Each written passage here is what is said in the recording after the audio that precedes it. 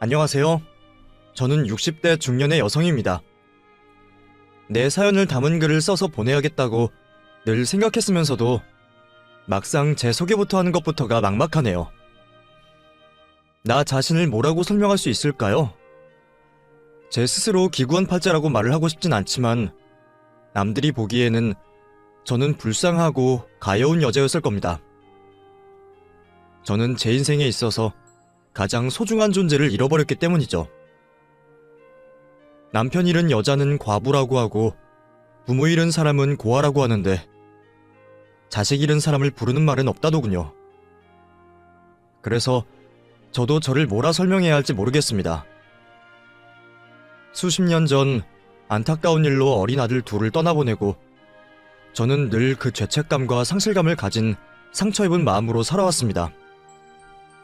한때는 자식들 따라서 떠나고 싶은 마음을 먹기도 했지만 부모님께서 주신 귀한 목숨을 제 마음대로 함부로 할 수가 없었어요. 그래서 어쩔 수 없이 연명하듯이 살아왔던 저였습니다. 억지로 살아서 그런지 마땅히 인생에 대단한 일을 한 것도 없고 남들에게 자랑할 만한 일도 없었네요. 그랬던 제가 이 나이에 인생 최고의 일을 경험하게 되었습니다. 저도 직접 겪어보고도 몇 번이나 현실이 맞는지 확인을 해야 했던 일이었죠. 그래서 제가 오늘 그 사연을 한번 보내보려 합니다. 그 시절에야 다들 못 사는 사람들이 태반이었겠지만 저 역시도 넉넉하지 못한 가정에서 어려서부터 배고픔에 익숙해질 정도로 어려운 환경 속에서 자랐습니다. 가난하고 식구 많은 가족들 사이에서 저는 부모님께 관심을 받는 자식도 아니었었죠. 좁은 집에 여러 식구들로 늘 북적거리는 집이었는데도 저는 이상하게 항상 외롭고 쓸쓸한 심정이었어요. 뭔가 마음속에 허한 공간이 있는 것처럼 느껴졌었죠. 우리 가족 모두 살기 위해 몸부림을 친다고 해야 할까요? 가족들 간에 서로를 봐줄 여유는 없었고 다들 앞만 바라보며 살았습니다. 그런 가족들 틈바구니에 있다 보니 저도 자연스레 가족들을 닮아갔고 얼마 없던 웃음마저 사라진 생활을 하고 있었죠. 그 당시 저에게 행복이라는 단어는 그 뜻만 알고 있었을 뿐 저와는 거리가 먼 단어 그리고 감정이었어요. 그런 저에게 행복이라는 걸 느낄 수 있게 해준 사람이 바로 제 남편이었습니다. 남편과 하게 된 연애로 인해 전 새로 태어난 사람처럼 얼굴이 밝아지고 활기를 찾으며 20대였던 제 나이와 맞는 모습을 찾아가고 있었어요. 남편과 하루라도 빨리 살림을 차리고 한 집에서 살고 싶었지만 우리 두 사람 모두 집안 형편이 넉넉하지 못했고 우리들 능력도 좋지 못했죠. 남편은 일용직 노동자였고 집안의 장남 대신 가게를 책임지고 있던 사람이었습니다. 그런 탓에 결혼에 대한 꿈만 가지고 오랜 연애를 하게 되었죠. 연애 중간 양쪽 집안에서 다른 사람과 결혼을 하라며 우리를 흔들기도 했지만 우리는 서로만이 평생의 짝이라고 생각하고 마음 변치 않은 채 연애를 했고 결국에는 결혼에 꼴이 날 수 있었죠. 결혼을 했다고 한들 우리 두 사람 형편이 좋아졌던 건 아니었지만 그런 건 상관없었어요. 진심으로 사랑하는 남편과 한 이불을 덮고 같은 장소에서 눈을 뜨고 살 비비며 살고 있다는 게 그 무엇보다 중요했고 그 누구보다 행복한 여자로 만들어주었죠. 결혼 생활이 꽤 지나고도 형편이 빨리 피진 않았지만 우리 두 사람에게 전재산이라고 할 수 있는 아들을 둘이나 낳으며 행복하게 지내고 있었습니다. 그런데 그 일이 생기게 되었죠. 일을 하러 나간 남편이 연락이 되지 않았어요. 그 당시에도 일용직으로 일을 하고 있다 보니 가끔은 멀리 다른 지역으로 며칠간 일을 하고 돌아오는 경우가 있었습니다. 멀리 나갈 때면 항상 머무는 숙소에서 전화를 주던 사람이었죠. 연락 없는 남편으로 인해 걱정이 되었던 저는 공사 현장으로 전화를 하게 되었고 그곳에서 숙소 쪽으로 연결을 시켜줬죠. 그런데 퇴근을 진작에 했을 거라는 남편이 돌아오지 않았다고 하는 겁니다. 전화를 받은 사람은 남편이 어디서 다른 동료들과 술 한잔 하고 있을 거란 말을 했지만 우리 남편은 그럴 사람이 아니었어요. 술을 먹더라도 꼭 가게 사장님께 전화를 빌려 전화를 주던 사람이었죠. 별일 없을 거라 생각을 하며 우선은 남편의 연락을 기다려보기로 했습니다. 하지만 하루가 지나서도 연락이 오지 않았고 나중에는 현장 측에서 남편을 찾는 연락이 역으로 돌아왔죠. 남편에게 무슨 일이 생긴 게 확실했습니다. 아이들을 데리고 남편이 사라진 곳으로 내려가게 되었죠. 그곳에서 아이를 데리고 남편을 찾기 시작했습니다. 성인 남성은 실종 신고도 제대로 되지 않아 경찰의 도움 없이 공사 현장 동료분들의 도움을 받아 남편을 찾게 되었죠. 하지만 남편은 이 세상에서 증발을 하듯이 사라져 있었어요. 발견된 거라곤 공사 현장에서 숙소로 돌아오는 차도에 있던 남편의 지갑뿐이었죠. 돈이 그대로인 것 보니 강도를 당한 건 아닌 것 같았어요. 그렇다면 짐작이 가는 건 하나밖에 없었죠. 그 짐작을 상상조차 하기 싫었습니다. 내 남편의 죽음을 생각하고 싶지 않았죠. 그렇게 남편이 죽었을 거라는 생각은 외면하고 다시 남편을 찾아 나섰죠. 하지만 언제까지 계속 남편만 찾고 돌아다닐 수 없었습니다. 아이들 때문이었죠. 결국 아이들을 데리고 집으로 돌아가게 되었어요. 다행히 경찰 쪽에서 남편의 실종이 인정이 되며 수색을 하겠다는 약속을 받을 수 있었죠. 그렇게 경찰의 연락을 기다리며 저는 남편이 돌아오기 전까지 집안의 생계를 책임지게 되었습니다. 일을 지원하는 곳마다 아이들과 같이 있겠다는 저를 거절했고 겨우 일을 하게 된 곳에서도 아이들이 소란을 일으키며 금방 쫓겨나기 일쑤였어요. 일자리만 구하다 시간을 보낼 순 없어 제가 직접 아이들을 데리고 장사를 하겠다고 마음을 먹었습니다. 그날 이후 저는 노점상을 차리고 음식 장사를 시작했어요. 여름에는 분식을, 겨울에는 붕어빵을 팔며 어렵게 생계를 이어나가게 되었죠. 장사를 하며 두 남자아이를 돌보는 일은 정말 정신이 없었습니다. 잠깐이라도 한눈을 팔면 사라지는 아이들 때문에 장사하는 중간에 아이들 찾아 나선 게 여러 번이었죠. 아이들 때문에 항상 불안했지만 돈을 벌기 위해서 그 방법밖에 없었습니다. 그러다 제 인생을 한 번 더 나락으로 빠뜨리는 그날이 되었죠. 그날은 신기할 정도로 장사가 잘 되는 날이었어요. 손님들이 몰리더라도 밀물처럼 한꺼번에 몰렸다 썰물 빠지듯이 한꺼번에 빠지는 게 보통인데 그날은 시작한 날부터 하루 종일 손님들이 끊이지 않았죠. 장사 시작 후 처음으로 밀려드는 손님들로 전 정신이 없었습니다. 잔돈이 부족하여 은행도 여러 번 다녀와야 했고 조금이라도 더 팔기 위해 재료를 사러 갔다 와야 했을 정도로 말이에요. 정신없이 바빴지만 코에선 콧노래가 나올 정도로 기분이 좋았습니다. 안 그래도 며칠 전부터 아이들이 통닭을 먹고 싶다고 노래를 부르고 있었는데 그날의 번 돈이면 마음 편히 통닭을 사주고도 남을 정도로 벌고 있었으니 말이죠.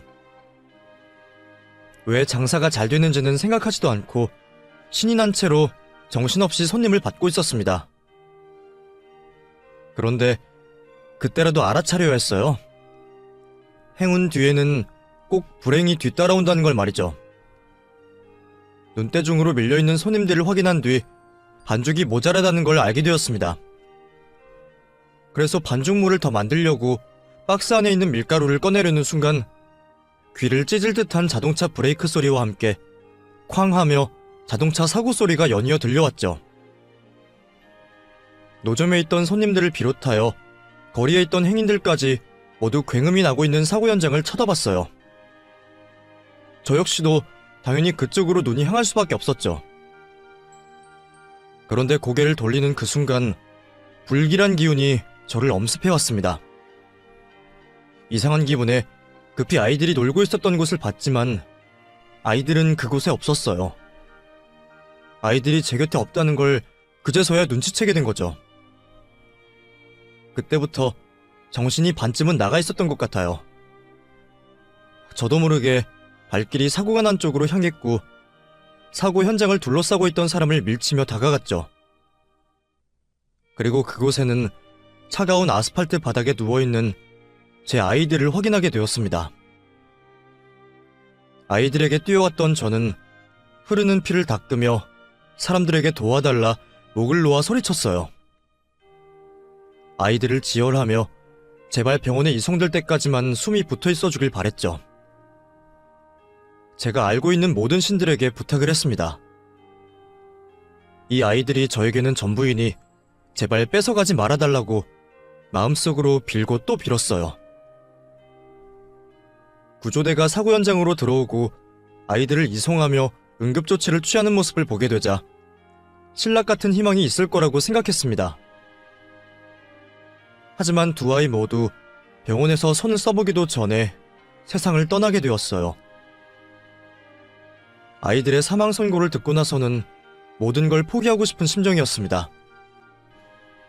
남편도 모자라 이제는 이 세상의 전부인 두 아이마저 데려가다니 하늘이 저보고 죽으라며 낭떠러지로 떠미는 것 같았죠. 그날 이후 정신을 놓고 살게 되었어요. 집은 아이들의 흔적이 군데군데 남아있어 들어가 지낼 용기가 나지 않았습니다. 그래서 거리를 떠돌며 하루 종일 하늘을 원망하고 있었죠. 그러다 우리 아들 또래의 아이들을 보게 되면 정신을 못 차리고 그 아이의 뒷모습만 보고 쫓아갔던 것 같아요. 내 아이가 아니라는 걸 알면서도 그 아이가 뒤를 돌아볼 때 제 아들의 얼굴을 하고 있을 거라고 말도 안 되는 상상하면서 말이죠. 그러다 어느 날 문득 이렇게 인생을 허비해서는 안 되겠다고 싶었어요. 갑자기 무슨 영문에 그런 생각이 들었는지 모르겠지만 제가 그렇게 사는 것이 내 아이들에게 부끄럽고 못할 짓이라는 생각이 드는 겁니다. 그래서 앞으로 남은 저의 인생을 다른 이들을 위해 희생하며 살기로 마음먹었죠. 어차피 저는 목숨만 붙어있을 뿐 제 인생은 아이들이 죽었을 때 함께 죽었던 거였으니까요. 그래서 저는 사람들을 돕는 일을 하는 사회복지사가 되기로 결심했습니다. 늦은 나이에 공부가 쉽지만은 않았지만 앞으로 제 인생에 어떤 어려움이 있더라도 아들 잃은 슬픔에는 비할 바가 아니었어요. 그래서 저는 묵묵히 어려움을 감수하며 결국 사회복지사가 될 수 있었죠.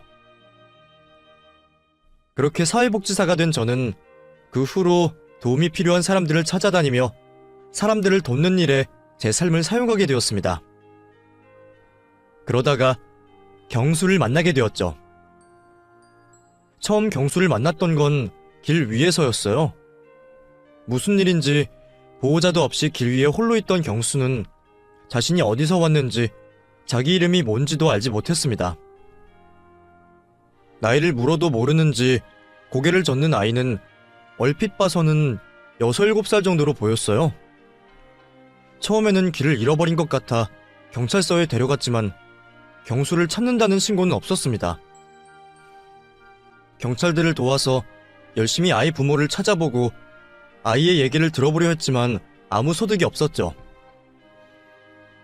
결국 사회복지사인 제가 갈 곳 없는 경수를 잠시 돌봐주게 되었습니다. 혹시 아이가 어른들이 무서워서 말을 하지 못하나 싶었던 저는 시간을 두고 차분히 아이에게 다가가려 했어요. 아가, 집이 어디야? 이름이 뭐야? 부모님 보고 싶지 않아? 엄마께서 찾으실 것 같은데? 아이가 자기 이름이라도 알고 있어야 부모를 찾을 수 있을 거다 싶어서 아이의 이름이라도 꼭 알고 싶었지만 저의 끊임없는 노력에도 경수는 아무것도 기억해내지 못했습니다. 처음에는 말도 제대로 못하는 걸 보고 아이가 지능에 문제가 있나 싶을 정도였어요. 결국 찾는 사람도 나타나지 않고 신원을 모르는 그 아이는 고아 신세가 되어야 했습니다. 그리고 아이는 보육원에 가야만 했죠. 그런데 저는 그 아이가 자꾸 눈에 밟혔어요. 처음에는 아이를 잃었을 부모에게 공감이 되어 하루빨리 부모를 찾아주고 싶었는데 혹시 버림받았을지 모른다는 생각을 하니 아이가 걱정이 되더라고요. 얼마나 데리고 있었다고 벌써 아이에게 정이 들어 있었죠. 게다가 아이가 보육원으로 가면 잘 지낼 수 있을지 걱정이었습니다. 아직 말도 제대로 못하고 아무것도 기억 못하는 아이라 저희 집에서도 이제 겨우 조금 적응해서 밥이라도 먹을 정도였는데 그런 아이가 또 환경이 바뀌게 되면 얼마나 힘들어질까 싶었어요. 우리 아들들과 비슷한 또래의 경수를 보며 아들 생각이 났던 저는 경수를 계속 임시보호하기로 결심을 했습니다. 아직 입양까진 모르겠지만 경수가 괜찮아질 때까지만이라도 제가 데리고 있으면 좋겠다 싶더라고요. 경수도 그 사이 저와 정이 들었는지 다행히 저를 엄마처럼 따라주었습니다. 저 또한 그런 경수를 제 친아들같이 생각하며 최선을 다해주고 싶었죠. 그렇게 저는 이름도 모르던 아이에게 경수라는 이름을 붙여주고 아이가 천천히 회복하기를 기다려주었어요. 말을 못하는 걸 보고 문제가 있나 싶었지만 일시적인 문제일 뿐이었는지 치료를 받기 시작한 경수는 나날이 좋아지는 게 보였습니다. 여전히 과거를 기억하진 못하지만 말도 하고 점점 생활에 적응해가며 이듬해부터는 무사히 학교도 다닐 수 있게 되었어요. 다른 사람들은 제가 고아인 아이를 데리고 와서 키우는 걸 고생이라고 말하기도 하고 또는 대단하다고 치켜세우기도 했지만 그건 아무것도 모르고 하는 소리였어요. 오히려 제가 경수를 보며 많은 힘을 얻었거든요. 자식들 떠나보낸 뒤로 행복해질 자격도 없다고 생각하며 살았던 제가 경수 덕분에 오랜만에 웃을 수 있었습니다. 그렇게 저는 경수를 제 아들로 품으며 경수와 함께하게 되었죠. 남들이 보기에는 저희도 보통의 모자지간 같아 보였을 겁니다. 그리고 저는 그게 꽤 기쁘고 행복했어요. 다시는 듣지 못할 거라 생각했던 엄마 소리를 들을 수도 있을 거라 생각했죠. 아이를 데리고 있다 보니 저도 자꾸만 욕심이 생기기 시작했어요. 자식같이 키우자고 해서 정말 제 친자식이 되기를 바랐던 게 아니었는데 저도 모르는 사이 경수에게 거는 기대와 바람이 점점 많아지게 되었습니다. 그래서 공부하라 잔소리하고 자꾸만 그 아이의 인생에 끼어들 생각을 하고 있었더라고요. 그래도 다행히 경수는 늘 제가 시키는 대로 잘 따라와 주었습니다. 공부도 열심히 해서 어느새 대학생이 되었죠. 그때 아줌마를 만나지 않았더라면 제 인생이 어떻게 되었을지 전부 아줌마 덕분이에요. 제가 꼭 성공해서 언젠가 보답할게요. 경수는 제게 꼭 보답을 하고 싶어 했지만 언제부터인가 저의 간섭을 부담스러워하는 듯 했습니다. 하지만 그 당시 저는 경수가 그런 마음을 품고 있는지 몰랐고 뭐든 시키는 대로 제 뜻에 따라서 하는 걸 보며 모든 게 괜찮다고 생각했죠. 그러다 경수가 자신이 사귀고 있는 여자친구를 저에게 소개시키고 싶다는 말을 해왔습니다. 정식으로 사귀는 여자친구를 소개시켜주는 게 처음이다 보니 무슨 바람이 불어 그러나 싶었어요. 기대에 부풀어 경수의 여자친구를 소개받게 되었지만 경수의 여자친구는 아무리 봐도 우리 경수와는 어울리는 것 같지 않았습니다. 저는 경수가 더 참하고 어른스러운 여자친구를 만나서 상처 많은 경수를 보듬어줬으면 했는데 그 애는 곱게 자라 철없는 티가 나는 아이였습니다. 어려서 어쩔 수 없겠지만 오히려 경수가 그 아이를 더 챙기고 희생하는 걸 보며 실망스러울 수밖에 없었죠. 그래서 저는 어쩔 수 없이 솔직한 제 심경을 전할 수밖에 없었습니다. 경수야, 내가 보기에는 그 친구는 아무래도 너와 어울리지 않는 것 같다. 공부도 너보다 못하는 것 같고 곱게 자라서 그런지 어리광만 많던데 그런 친구랑 사귀다가는 네가 고생만 하지 않겠니? 물론 연애야 그냥 사귀다 헤어질 수 있지만 사람 일이라는 게 혹시 모르는 거니 말이야. 아줌마는 경수 네가 더 어른스럽고 속 깊은 여자를 만났으면 좋겠어. 저 지금 여자친구 많이 좋아해요. 아줌마가 보기에는 철없는 어린애 같을지 모르지만 나름 속도 깊고 정도 많고요. 애초에 제 사정 다 알고도 괜찮다고 해준 여자친구예요. 그러니까 그런 말씀은 안 하셨으면 좋겠어요. 그리고 말이 나와서 말이지만 앞으로도 제 일에 대해서는 관여 안 하셨으면 좋겠어요. 관여를 하지 말라니. 너 어떻게 아줌마한테 그런 말을 할 수 있니? 내가 다 너 잘되라고 그러지 괜히 잔소리하는 거니? 솔직히 저 아줌마가 저한테 그러시는 거 부담스러워요. 제 생각하셔서 그러시는 거 알고 참았지만 이제는 하다 못해 제 여자친구 문제까지 두고 이러시는 거 스트레스 받아요. 그동안 아줌마가 저 걷어주시고 키워주신 건 감사하지만 그렇다고 아줌마가 제 친부모님은 아니잖아요. 뭐라고? 경수, 너 지금 그 말 진심이니?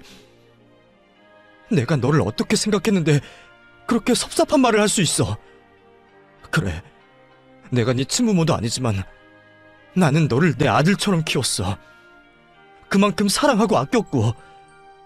그런데 경수, 네가 그런 말을 하면 내 속이 어떻겠니? 그래서 더 말을 못했던 겁니다. 친부모님이었으면 진작 화냈을지 몰라요. 아무리 부모라도 과한 간섭은 하면 안 되는 건데 아주머니는 저한테 간섭을 하고 걱정을 하는 걸 넘어서 집착하는 것까지 느껴져요. 저를 아줌마 아들의 대체품처럼 생각하시는 것 같다고요. 아줌마가 자꾸 이러시면 저 앞으로 아줌마랑 잘 지내기 어려울 것 같아요. 집착이라니, 대체품이라니, 너 정말 너무하구나. 저는 전부 아이를 위해서 했던 일들이 경수에게는 부담이고 집착이었다는 말에 저는 큰 충격을 받고 말았습니다. 그리고 어리석게도 상처를 받고 말았죠. 내가 주면서도 돌려받기를 바라면 안 된다고 생각했었는데 저도 모르게 그 아이가 제게 자식 노릇하기를 바랐던 모양입니다. 그래서 내 욕심대로 아이가 행동하기를 바랐던 것 같아요. 경수도 참을 만큼 참았던 건지 결국 속마음을 내비쳤고 그 일로 저희는 갈등을 빚게 되었습니다. 그리고 그 후 저희 사이는 서먹해지고 전처럼 가까이 지낼 수가 없었죠. 그래도 내가 경수를 알고 지낸 시간이 몇 년인데 시간이 다 해결해 줄 거라 생각하며 저는 저희 관계가 다시 좋아지기를 기다리고 있었어요. 그런데 갑자기 경수가 유학을 갈 수 있는 기회가 생겼다며 저를 떠나게 되었죠. 아줌마, 저 운이 좋게도 유학비를 지원받게 되었어요. 사실 아줌마께 부담드릴까봐 말씀 못 드렸지만 오래전부터 꿈꾸던 일이었거든요. 그래서 저 이번 기회에 포기하고 싶지 않아요. 유학이라니, 나는 그런 일은 전혀 몰랐구나. 아무리 그래도 혼자 괜찮겠니? 사실 저 혼자 가는 거 아니에요. 여자친구랑 같이 가기로 했거든요. 사실 그래서 아줌마한테 먼저 소개시켜드렸던 거예요. 저희 그만큼 진지한 사이이고 서로 많이 의지하고 있어요. 그때 말씀드리려고 했는데 그런 일이 있어서 말씀을 미리 못 드렸어요. 저희가 아직 철없어 보일지 몰라도 나름대로는 생각이 있고 자신 있어요. 그러니까 믿고 보내주셨으면 좋겠어요. 이미 성인이고 대학생이니 자기 마음대로 하라면 언제라도 할 수 있는 경수였지만 착한 경수는 그 와중에도 제 기분을 상하지 않게 하려 노력하고 있었습니다. 그래서 저는 그런 경수를 아무 말 없이 보내줄 수밖에 없었죠. 그렇게 경수가 떠나고 저도 혼자 생각을 많이 하게 되었습니다. 지난 20년 가까운 시간 동안 경수를 제 친자식처럼 생각하며 모자람 없이 키웠다고 생각했는데 정작 내가 경수에 대해서는 잘 몰랐던 게 아닐까 싶더라고요. 아이가 뭘 좋아하는지 무슨 꿈을 꾸는지도 모르고 그저 제 생각에 맞춰 아이를 재단하려 했나 봅니다. 처음 경수를 만났을 때는 언제라도 아이가 원하는 방향으로 놔주겠다고 생각했었는데 어느 순간부터 제가 제 욕심에 아이를 올가매고 있었구나 후회가 들었어요. 그래서 저도 마음을 비우기로 했습니다. 아이가 여태껏 잘 자라준 것만으로 감사하며 앞으로 그 아이가 자신의 길을 찾아 떠나고 저에 대한 부담감에서 해방될 수 있도록 제가 먼저 그 아이를 놓아주기로 했죠. 그래서 저는 괜히 경수에게 연락을 하지도 않았고 가끔 경수가 연락을 해와도 일부러 피하려 했습니다. 몸이 멀어지면 마음이 멀어지는 것처럼 이러다 보면 언젠가는 그 아이가 저를 잊고 제 갈 길을 갈 거라고 생각했어요. 이제는 마음 맞는 여자친구까지 있으니 더 그러기 쉽겠죠. 그리고 저는 계속 사회복지사 일을 하며 저 혼자 지내게 될 평범한 노후를 준비하게 되었습니다. 그렇게 평범하고도 평범한 나날들을 보내고 있던 주말이었습니다. 그 당시 저의 주말은 참으로 조용한 날이었죠. 집에서 TV를 틀어놓을 때를 제외하고는 다른 소음 하나 나지 않았어요. 고요하다 못해 적막하기까지 한 집 분위기를 애써 활기차고 밝게 만들려고 하지 않았습니다.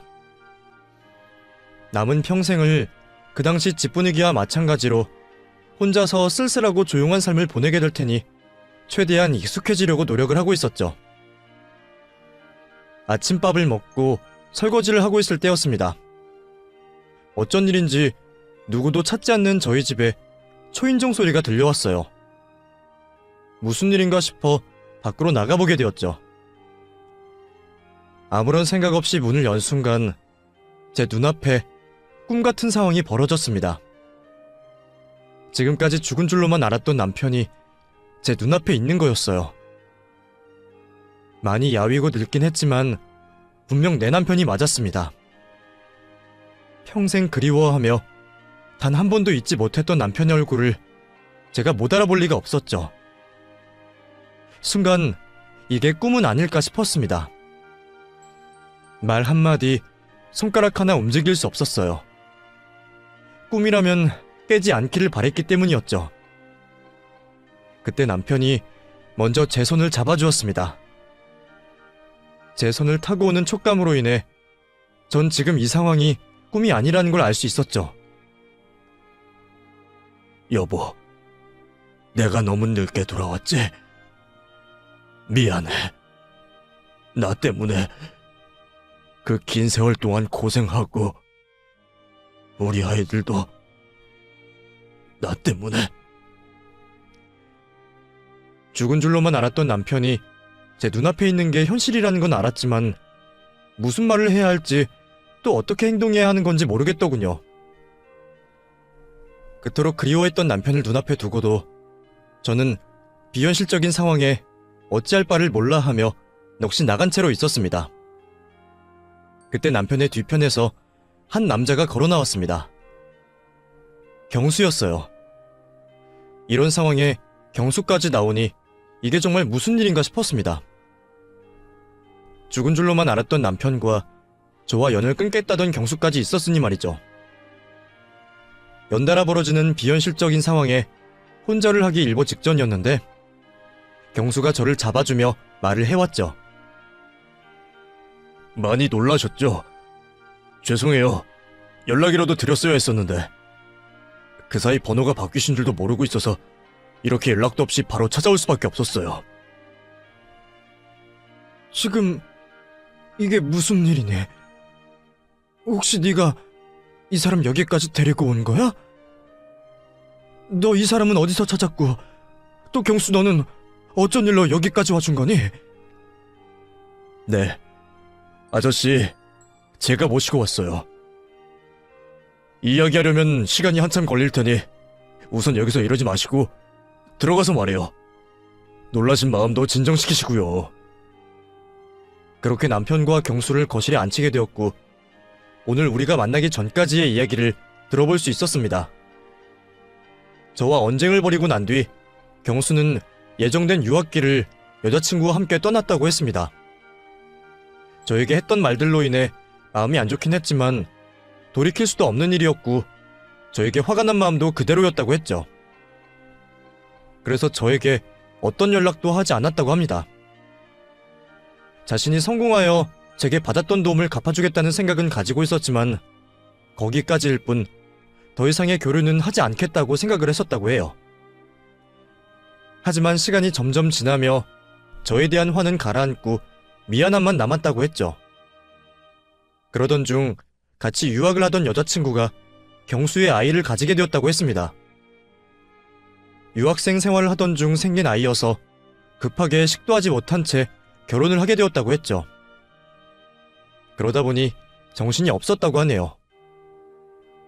저에게 사과도 하고 자신의 아이가 생겼음을 알리고 싶었지만 공부와 육아를 동시에 병행하는 삶에 작은 틈도 없었다고 합니다.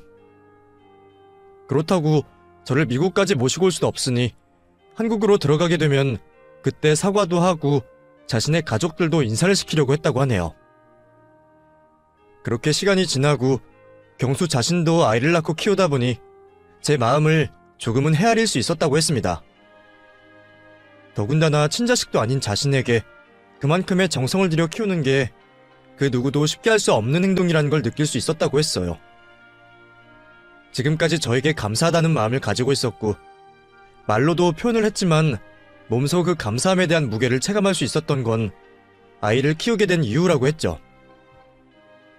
그전까지도 마음에 걸려하던 저와의 다툰 일이 더 죄송스러워졌다고 했어요. 또 하루가 다르게 자라는 아이를 보며 저 또한 언제까지 건강한 모습 그대로 기다려주지 않을 거라는 걸 느꼈다고 합니다. 그래서 하루빨리 저를 찾아가 만나서 사과를 해야겠다고 생각을 했답니다. 하지만 유학 공부 중에 있으니 당장 올 수는 없었죠. 무작정 저와 만날 날만을 기다릴 수 없으니 자신의 미국에 있으면서 저에게 줄 수 있는 도움들을 생각해봤다고 하네요. 머리를 감싸며 생각을 쥐어짜내봤지만 생각나는 것이 없다고 했습니다. 그럴 것도 경수를 잘 키우는 것 외에는 다른 것에 관심을 둔 적이 없었으니까요. 제가 바라는 것도 좋아하는 것도 오로지 경수가 잘 되는 일밖에 없었죠. 그러다 제가 이야기했던 말이 생각났다고 합니다. 제가 경수에게 제 인생 이야기를 하며 남편의 사연을 말한 적이 있었어요. 그 말이 생각났던 경수는 세월이 많이 지났다고 하지만 시간을 가지고 찾아본다며 제 남편을 찾을 수 있지 않을까 싶었다고 해요. 설령 이 세상 사람이 아니라고 해도 남편의 몇 자리라도 찾으면 제게 조금은 위안을 줄 수 있지 않을까 싶었다고 했죠. 그렇게 경수는 한국에 있는 자신들의 지인들과 사람을 써가며 제 남편을 찾기 시작했다고 합니다. 남편에 대한 단서는 거의 없다시피 했지만 경수는 찾아야 한다는 일념 하나로 제 남편을 찾는 일을 멈추지 않았다고 했죠. 또 세월이 이만큼 지났음에도 남편이 나타나지 않는 것을 보면 기존 남편의 신상 정보나 단서는 필요 없을 거라고 생각을 했다고 합니다.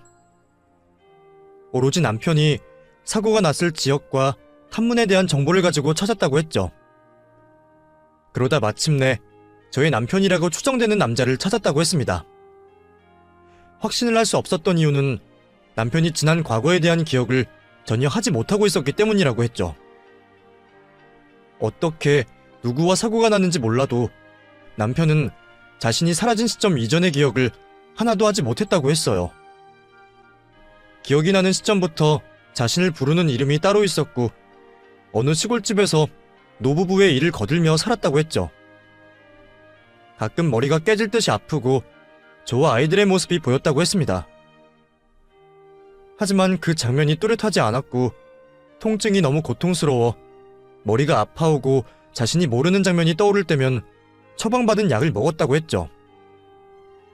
그런 이유 때문인지 남편은 경수가 자신을 찾는다고 했을 때도 사람을 잘못 찾는 줄로만 알고 있었다고 했습니다.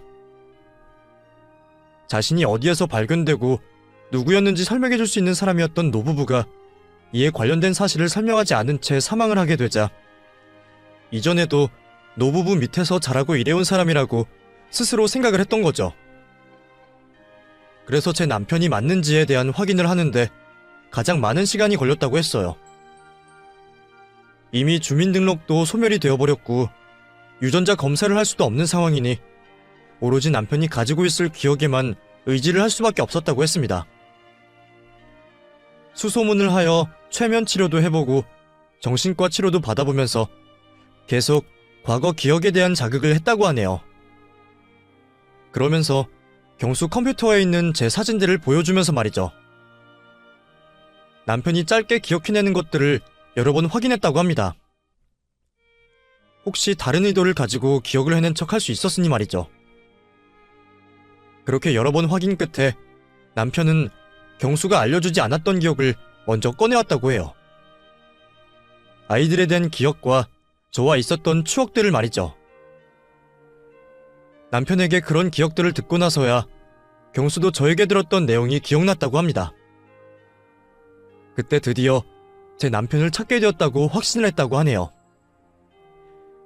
더 이상 저의 남편이 맞는지 아닌지 확인을 해볼 수 있는 것들도 남아있지 않았고요. 그렇게 학기를 마친 경수는 자신의 아내와 아들을 데리고 한국으로 들어왔고 제 남편을 만나 저와 만날 준비를 해줬다고 합니다. 그리고 제가 있는 집으로 찾아와 저를 만나게 되었던 거죠.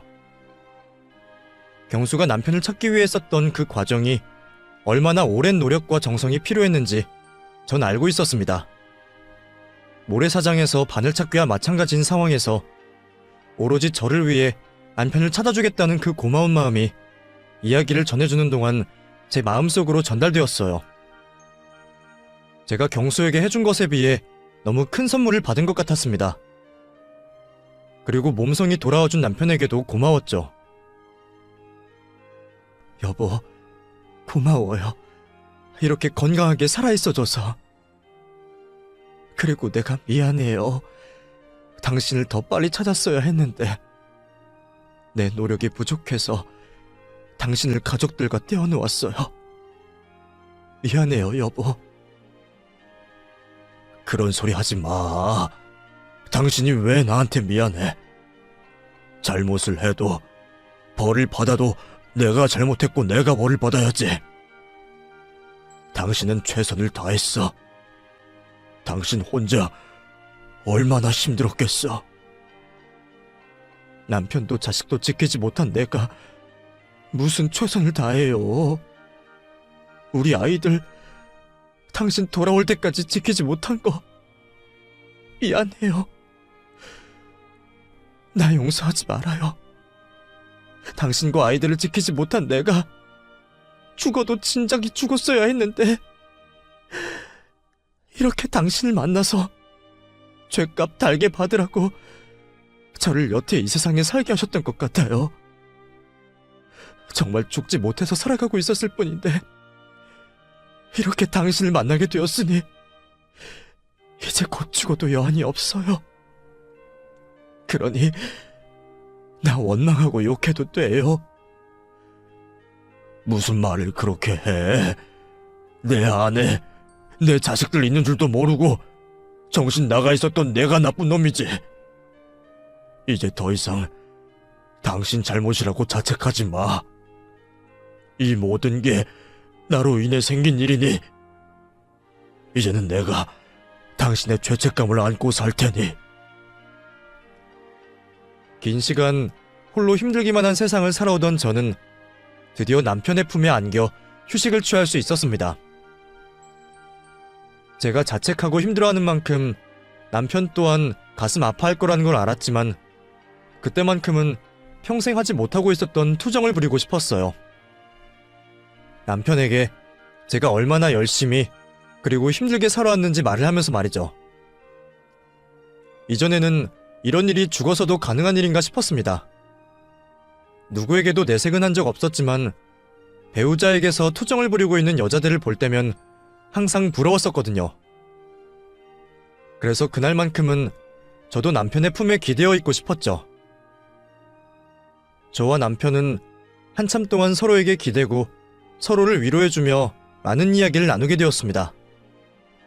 그러다 뒤늦게 경수에게 고마움을 표해야 한다는 게 생각났죠. 내가 이러고 있으면 안 되는 건데. 경수야, 정말 고맙다.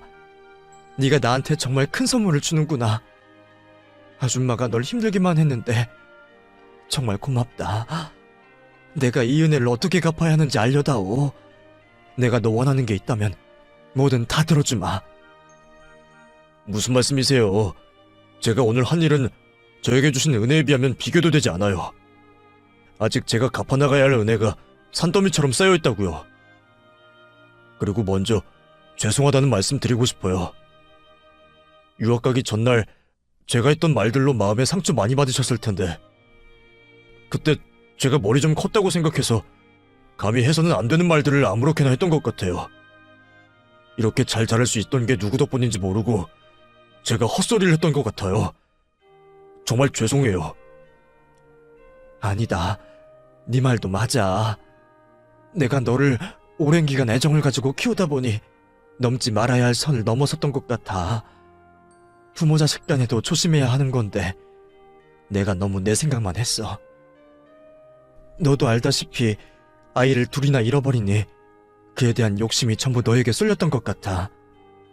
너를 이 세상 누구보다 잘난 아이로, 누구보다 행복한 아이로 만들고 싶다는 기준을 모두 내 기준으로 삼고 너가 그렇게 행동하도록 한 것 같고 나도 미안하구나. 그리고 내 남편 찾아줘서 너무 고마워. 충분히 그런 마음 가지실 수 있죠. 정말 절 친아들처럼 키워주셨으니까요. 그때는 제가 받는 것에 너무 익숙해져 있어서 모든 걸 당연하게 생각했던 것 같아요. 그래서 그런 말실수도 하게 된 것 같고요. 유학 가서도 계속 마지막에 다툰 일이 걸렸는데 아이를 낳고 보니 제가 얼마나 잘못한 일인지 알겠더라고요. 저에게 하셨던 행동들 전부 친아들이라고 생각하지 않으면 할 수 없는 일이라는 걸 저도 자식을 키우게 되면서 알게 되었어요. 그래서 말인데 두 분만 괜찮으시다면 절 양자로 받아주시면 안 될까요? 제가 어머님께 받은 은혜 앞으로 자식으로서 갚아나가고 싶어요. 그리고 이 세상 가장 행복한 부모님으로 만들어드리고 싶고요. 조금이라도 제 일방적인 제안이 불편하시면 거절하셔도 돼요. 양자가 되지 않더라도 최대한 자주 뵈면서 모시려고 할 테니까요. 그냥 저는 제 친어머니라고 생각이 들어서 제안해보는 거예요. 저는 경수의 말을 듣고 단 1초도 망설이지 않았습니다. 지난 기간 동안 경수를 키워오며 제가 바래왔던 일이었어요. 다만 경수 입에서 나오는 거절이 제 마음을 너무 아프게 할 것 같아 단 한 번도 입 밖으로 꺼내지 못했던 말이었죠. 경수가 제 아이가 되어준다면 전 너무 행복할 것 같았습니다. 그래서 남편의 생각도 묻지 못한 채 바로 대답을 하게 되었죠. 내가 왜 거절을 하겠니? 난 평생 너를 내 자식이라고 생각했단다. 물론 네가 싫어해서 거리가 생길까 싶어 말을 못했던 거지. 네가 먼저 그렇게 말해줘서 고맙구나. 내 남편을 찾아준 것만 해도 평생 너에게 감사해하며 살 텐데 이렇게 내 자식이 되고 싶다는 말까지 하니 너무 고마워. 제가 오히려 더 감사하죠. 이 세상 홀로 살아가게 될 고아였던 저를 거두어 주시고 자식으로 생각해 주시는데. 그런데 아저씨께서 이 상황을 받아들이고 생각하신 다음에 판단을 하셔야 할 테니 오늘 제가 말씀드린 제안의 대답은 나중에 듣는 걸로 할게요. 두 분이 어떤 대답을 주셔도 서류상에 표기되는 것을 제외하고는 제 마음가짐은 변하지 않으니 충분히 생각하시고 대답해 주세요. 경수의 말처럼 남편의 뜻도 중요했기 때문에 저와 남편은 그 일에 관하여 서로의 마음을 터놓고 이야기하게 되었습니다. 남편도 저와 같은 생각이었어요. 아직 경수를 잘 모르긴 했지만 우리를 다시 만나게 해준 것과 제가 키워오며 가진 감정을 보며 한 가족으로서 지내면 좋을 것 같다고 말해주었죠. 그렇게 경수를 우리의 가족으로 받아들이게 되었습니다. 이후 며느리 되는 아이를 만나 과거 제가 저질렀던 잘못에 대해 용서를 구했고 서로 쾌쾌 묵은 감정을 정리하게 되었죠. 또 손주되는 경수 아들과도 만날 수 있었고요. 지금은 우리 온 가족이 자주 모이며 행복한 시간을 매주 보내고 있습니다. 제 곁에 아무도 없을 거라고 상상했던 것과 비하면 지금은 이런 호사가 따로 없을 정도죠. 이제 저는 더 바라는 게 없습니다. 하늘나라로 올라가 우리 두 아들 녀석들 만나기 전까지 더도 말고 덜도 말고 딱 지금처럼만 가족들과 웃으며 지내다 세상을 정리하고 싶네요. 평생 저에게 행복을 앗아간 하늘도 이번만큼은 제 바람을 들어주시리라 믿고 있습니다. 여러분들께서도 진심으로 제 행복을 바래주시면 감사하겠네요. 그럼 여러분들도 가족과 행복한 시간 보내시길 바라면서 항상 댁의 평안과 행복이 깃들길 바라겠습니다.